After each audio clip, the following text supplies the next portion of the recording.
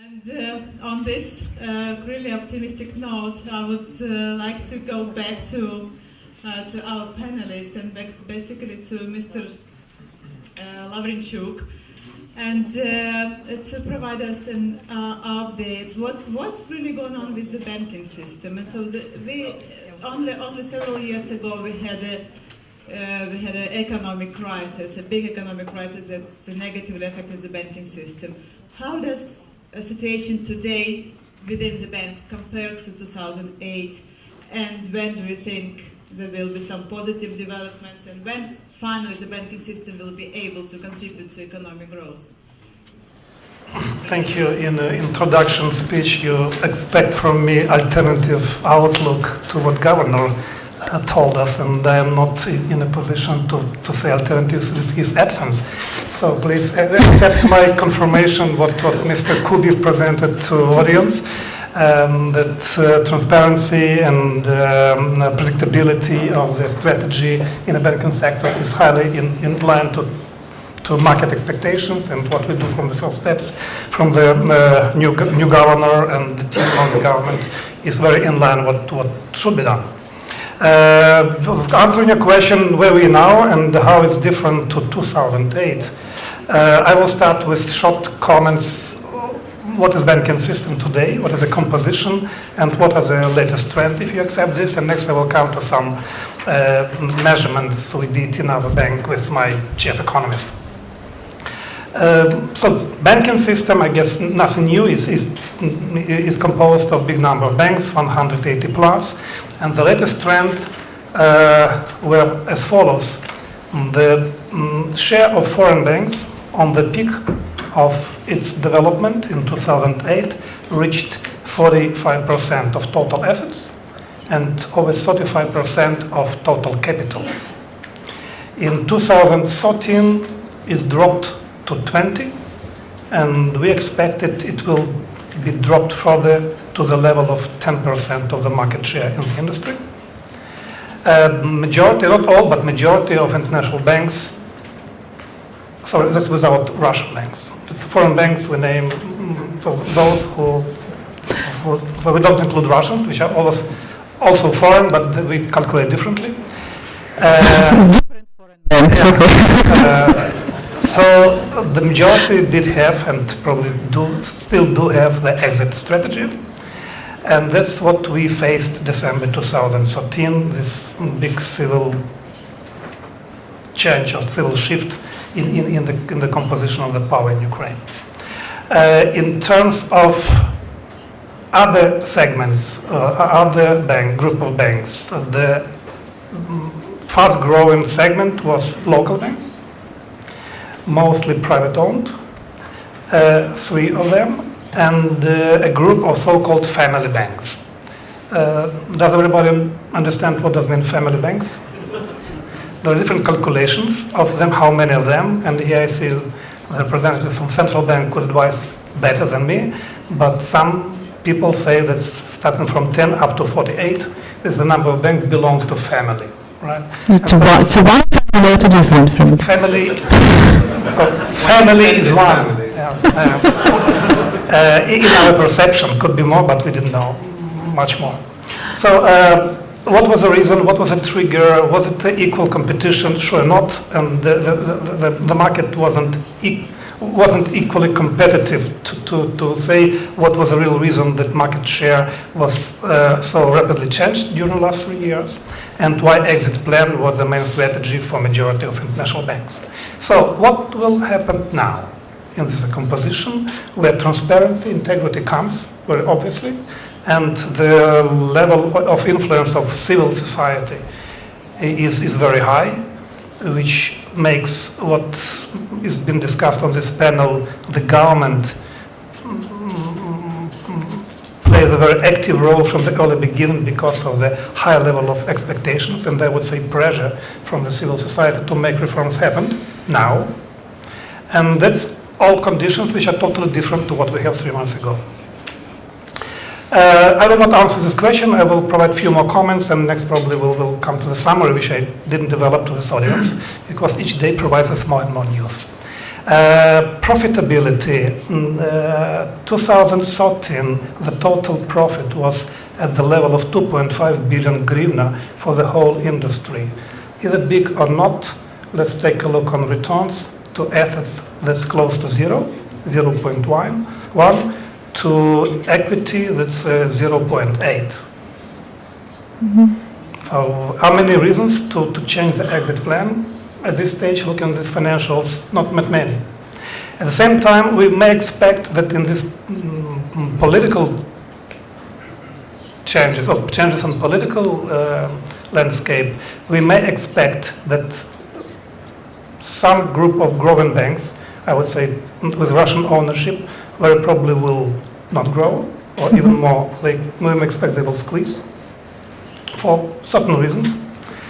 Family banks very probably will squeeze or very probably will disappear. Who will take over this market share? Let's try to answer after a few comments will be provided ahead. The level of non-performing loans, we call them NPL, in 2009 reached over 30% to the total loan book. It's a record in the European market, and probably one of the records in the world. After how much? 5-7 of crisis, the level of NPL still is the level over 30%. So banking system is over busy with this loan book. Provisions mostly are arranged, but still it takes a lot of time and makes pressure on the capital. So the environment before we faced this turbulence and vulnerability challenged by political turbulence, by the war with Russia and still unpredictable developments on the border of East.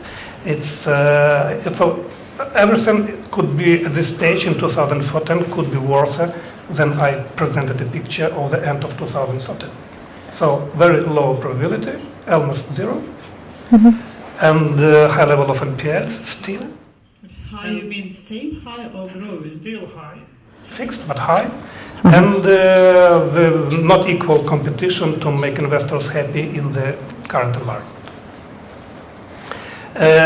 So that's a statement where we are. So what can we expect in the current developments? And I would say 2014 is seen as the year of not making money, but probably to fight the challenges, much more than making profit in banking industry. And the first challenge, I will name three. The list could be longer, but I should be optimistic because I voted all the time in a victory and in the good forecast. But I will start with the three main challenges. Yeah. The first one was named and presented by Mr. Kubiev is the devaluation, which reached now the level of over 30%, 35%, and the volatility of the forex market is very high, so difficult to fix how big devaluation is now. Could be 30, 35, next day 25, again 30. So by this level of devaluation, we may expect that there will be few directions of negative influence to loan book, so the solvency will be less than the day before. The collateral or pledged, mostly real estate, will be assessed as a less valued compared with previous price. Number two, the open foreign currency open position accounts around $2 billion in the industry, so will provide some $400 million additional losses to those who have. So all in all, we may expect some 30% of dropping of capital adequacy ratio in the industry. At this stage, it is at the level 18.5. The minimum requirement is 10. So if we'll make a simple calculation, so minus 30% is manageable. So banking system at this stage may lose 30% of capital adequacy, but it still will be average on over 12%, which is not bad. But next challenge, which I will open now, is what will happen with the banks which will face the ratio below 10. And having 180 banks, we may expect that will be not few banks that will not be adequate with their capital, but could be few decades of banks. And this is an issue which was very well presented by Mr. Kubik today. The scenario on what to do and how serious is this issue is well aware. And here we can may take a look on the experience of 2008-9, when 5 banks were focused to be invested by a state. 3 were defined, to my memory, and the results of these investments are assessed by many experts as not productive and not effective. We could say that many reasons were on place: corruption, not transparent management, not well understood strategy, what will be the driver of the recovery of these banks. But finally, the number of billions of hryvnias were invested from the poor budget to the untransparent banks with what value for society. But at the same time, European parent bank supported Ukrainian Yes. banking system quite substantially. There were a number of local banks as well, local investors invested in their banks as well, and European banks did this exercise as well. But I will come back to the quite popular issue which is being discussed now, and very probably in the near few weeks after the stress test will be finalized. It will be a subject of the public discussion, what could be or should be the tool of banking system support for big number of banks, not majority, but still big. And with some number of experts, I would say that previous experience is poor, is negative. And it comes not only for the usage of the budget funds, big number, at the same time, the purpose to make these banks survive will move all of us to, again, not equal competition in the market, as usually these banks are being supported by special privileges, like all state organizations should be served in these banks, or special organizations should be served, or special price of refunding or refinancing from central bank should come for these banks because it's a special purpose and special funds are taken from the budget. Okay, this could be done, but what happens in the market, in the rest?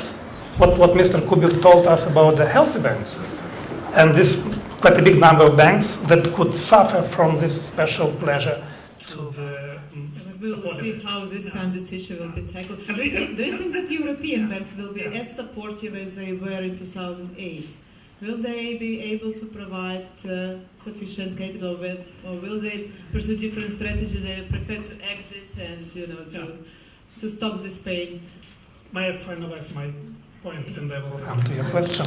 I would say, to my experience, with all my belief for transparency, integrity, and others, if a special privilege is done for some group of banks, we will not avoid the inequality in the further support. This is not a very my individual, very private outlook. This so-called market experience. And the consequence of this will be the high pricing for lending. Because if competition is not equal, different source of funding has different price of funding. And privilege usually is low pricing, and open market will be high pricing. And that's where the consequence is. Answering your question regarding what will European banks do if there will be requests to increase capital, there is no doubt that the capital adequacy should be reached. There are 2 possible ways. It is to add additionally or to squeeze the balance and to make capital adequacy possible. I don't know the answer because what tool will be implemented in majority of players. There are up to 20 banks with a foreign capital. I think it will be different kind of behaviors. I would say very probably mostly it will be a squeezing more preferable compared with additional investment. But at the level we are now, majority of banks are over capitalized, and there is no need for additional investment based on existing level of the devaluation. Okay, thank you. And what with the deposit. Mr. Kubev said that it's one of the major problems, and he said that the central bank already succeeded with stabilizing the issue. But is it really? Do you see that the deposits are returning to the banking system, or is it the outflow slowing? What's going on now?